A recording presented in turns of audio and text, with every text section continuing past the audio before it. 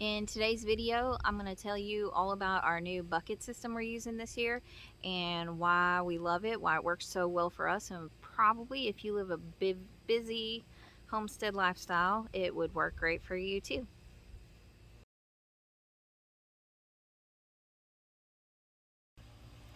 So as I mentioned a couple of videos back, we used to use the garden area where the pigs are now as our regular, normal, everyday till up the garden, plant things garden. But keeping up with weeds and that kind of thing was just more than I could really handle, being that I have so much going on. So we switched to the bucket system. Now, when I say bucket system, I'm actually talking about on YouTube. There's a gentleman named Leon who is just the sweetest man I think I've ever watched on YouTube. And so he created a while back a system where he uses these cowlick tubs is what they're called, or you can use like the drums, like we have for the water and the food storage for the pigs. You can cut those in half and use those too, or just a bucket. And what you do is you create a system, a self-wicking system, so that you water it, and the water, it soaks up the plant root system. I'll get it out eventually. Soaks up the water from the below. And what that does is it creates a pocket of air and water in the bottom where the plants can soak up the water from below and not dry out so fast, because you're giving them a good 3 or 4 inch section of water at the bottom. So it doesn't dry out as fast because it's not directly in the sun, and it makes it to where you can water less often, so you're conserving water, which is a big deal these days pretty much everywhere. So let's jump right in here. Let me show these to you. All right, so you have these cowlick tubs. You can pick them up. You can get them off of Facebook Marketplace or Craigslist. I bought some off of a friend that has cattle, we actually picked up these red ones at a local co-op. So, in a town close by. So, you have these buckets. I can't tell you exactly how deep they are, but they're pretty good sized buckets. And they hold, normally, like when you get them, they have minerals for cattle in them, or horses, or livestock. So what you're going to do is you're going to drill a hole. It depends on the French drain that you use inside. Our holes, I think, are like 3 inches up, 3.5 inches up off the bottom. So you can see that hole. You only need 1 drain hole per bucket. And so then you're going to cut some, I don't have any out here, but you're going to cut French drain to put around the bottom of the inside of the bucket. You can do this 2 ways. You can take your hardware cloth, so it's just going to be this cloth right here. And you want to use a good heavy duty one, because this is going to be in this bucket for the lifetime of the bucket. And that can be a pretty good long time. On the videos, Mr. Leon says that he has some that he's had for like 8 years. And you don't change out the dirt or anything. You just add the minerals and stuff every year, and it just replenishes it. And you'll maybe stick some dirt on top, but you're never going to dump out the buckets and start over or anything like that. So you have your hardware cloth. You can either put your French drain, we used 4-inch French drain, because you can buy them big long things at Lowe's, Home Depot, all your normal hardware stores. So you cut 2 or 3 pieces to go in here and just set it in the bottom. And the French drain has holes in it, so that's where your air pockets are going to come in. And some of these we used, I can't tell you which ones, so don't ask, but in some of these we actually used milk jugs with holes plugged in the top and bottom, and that gave the air and filled up the space. Basically, you want to fill up the space and create a hole and an air pocket for water and air. Those are the 2 main things that plants need, aside from sunlight and dirt. And so So then you're going to put in your French drain, and then you're going to cover it. You can either cover it with the fabric across the top, or you can take, now he's got a new video out where you can just cover up the ends of the French drain and then with the cloth, and then put zip ties around it, and that makes it to where it keeps the dirt from getting in there. So ultimately the cloth is to keep the dirt from getting in and clogging up the pipes and stuff. So ours, we did the drain, French drain, then the cloth, then a little bit of dirt, then your minerals that he will give you a list to, and I will link them in the video description below. And then fill it up with more dirt, and then you put your plants in, and then, you know, obviously fill up the dirt there. And then you add in, let me see if I've got one right here. Yeah.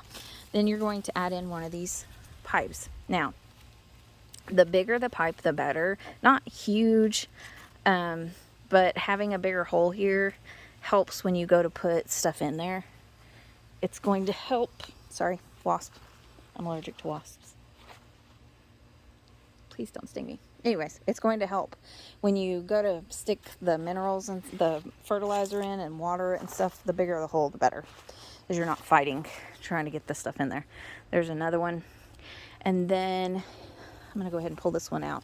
So this is what's sticking down in the bottom of the thing. And when you actually, we haven't had to water ours yet, but when you actually do start watering them, you'll use this pipe to water it. You don't want to water it from the actual plant. When it's raining, it does, but when you're watering it, you're going to feed the water through this pipe. And we cut it off at a little bit of an angle down there so that it doesn't suck to the bottom of the bucket. And then it goes down in between the material, the fabric, and the bucket. And so that's where you add your fertilizer later and your water later and that kind of thing. And so you do water it a little bit when you first put plants in, but ultimately what happens is, look, oh, how exciting. New little watermelon plants coming up. I'll have to move those somewhere. So ultimately what's going to happen is it's going to soak up that water. The root system is going to grow down into the bucket, and it's going to soak up all the water and nutrients that it needs to grow a strong, healthy plant. And as you can see, we're definitely growing some strong, healthy plants. This is broom corn. It's going to have like it's going to be more ornamental for us. It's actually sorghum, so we could like grind it up into a powder and use it for flour if we had to. But for me, it'll probably end up being part of the cutting garden that I would put in with some of my sunflowers or flowers from my cutting garden over there. And that's my cutting / herb garden over there / tea garden. It has lots of purposes. So anyways, you can do all kinds of plants in here. One thing I will warn you, I thought the first time that I watched his videos that he said you could put multiple tomato plants in one bucket. I wouldn't do as many as I did in these, because as you can see, it kind of overflows the bucket.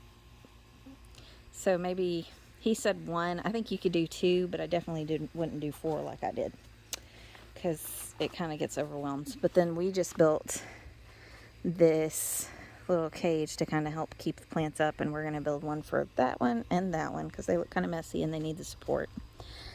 But I'm telling y'all, I've never had plants this healthy before. Look at these strawberries. I mean, and so all we do is, he says to do it once a week. I fertilize every couple of weeks. In the beginning, you use a nitrogen-rich fertilizer, and then in the middle, when you're ready for it to start, when it starts putting on flowers, look at that.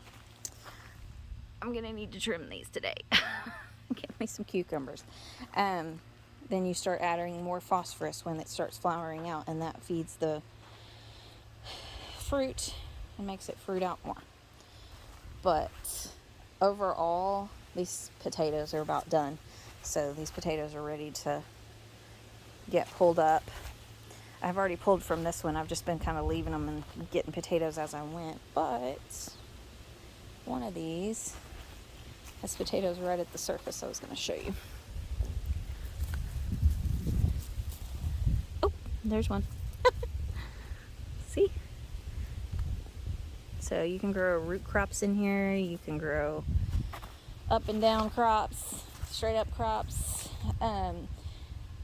I've actually got a couple where I have two different things mixed in. Let's see. Let's do a little walk through here. So these are potatoes that I'm ready to pull up. My tomatoes are growing like crazy. I need to trim the bottom, the sucker leaves off. See the little tomatoes? Bees have loved the garden this year. Strawberries, more strawberries growing. That's carrots. So you can definitely get some carrots in here. Okay, here's one. This one, I wasn't really paying attention to what I was doing when I was planting it, but these are cantaloupe. The big viney plants are cantaloupe. I believe this is, what is that? I think this is an onion that I just randomly threw in there. It's either an onion or garlic. I can't remember. And then I have some carrots growing in there too. You can see those right there growing. So make sure you label them and mark what you put in the bucket, because you might forget and stick more stuff in there. These are some new little peppers that I threw in that are growing. And, oh, here's another example of that. So I stagger my plantings so that I have tomatoes and stuff like, and onions and stuff that I've planted. I plant a set and then I stagger them and plant them again a week or two later, and that way you have a longer season. But you can see here I planted onions and tomatoes in the same bucket, and that's probably not going to work out too great when these get tall, so we'll just have to kind of wait and see. It looks like they're all on one side, so it might work out, but we'll have to see. But even my onions are doing good. That's what these tall flower things are. So anyways, we have bags down here on the bottom. I treated the bags the same way I treated the buckets as far as putting in the minerals and that kind of thing. But they obviously need to be watered regularly. We've had so much rain, we haven't needed to do that until now. But so you'll have to just water those regularly. And so we have some smaller buckets, and then I found these on Amazon. Again, I'll link to these down in the video description. But I thought these were cool because it's got a little window so you can kind of see the root system. Kind of neat for kids. I'm going to put out another video, and I'm going to start a new set of videos on Wednesdays about homeschooling on the homestead, because that's what we do. And, oh look. What is this? But another tomato and another one down there.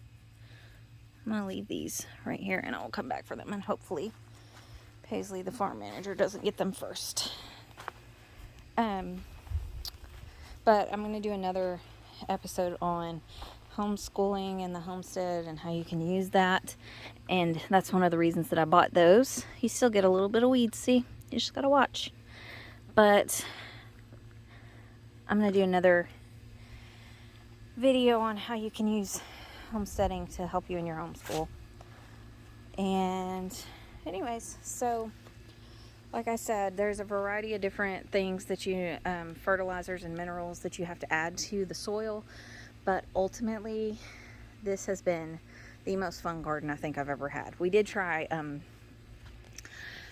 what do you call that, hay bale garden one year, and it was great. It was expensive, but it was good. It grew well, but it was expensive, and then it was messy, and it was hard to see because we had the ground covered in the black plastic, and we ended up with some snakes. We had some rattlesnakes in the garden, and that wasn't fun. One of the great things that we did here was we used to have a swimming pool sitting here, and we just kept the tarps from that, so they're silver, so it's super easy to see stuff. No worries of not seeing snakes. Like I told you guys, it is so humid here in Oklahoma already, and it's only the middle-ish of June. It's going to be a long summer, but that's okay.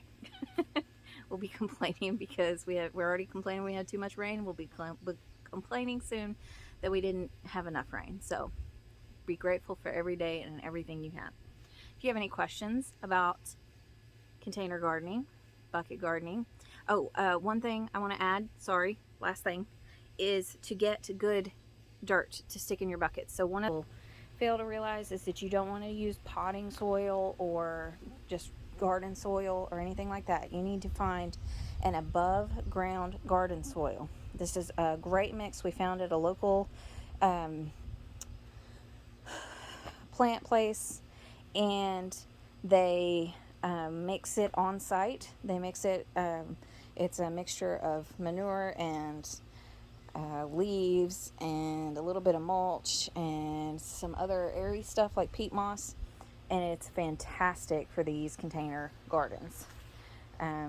It's also in my tea/herb garden back here, which I'll show you in a different video, and it's working fantastic. I mean, I'll scoot around here a little bit so you can see.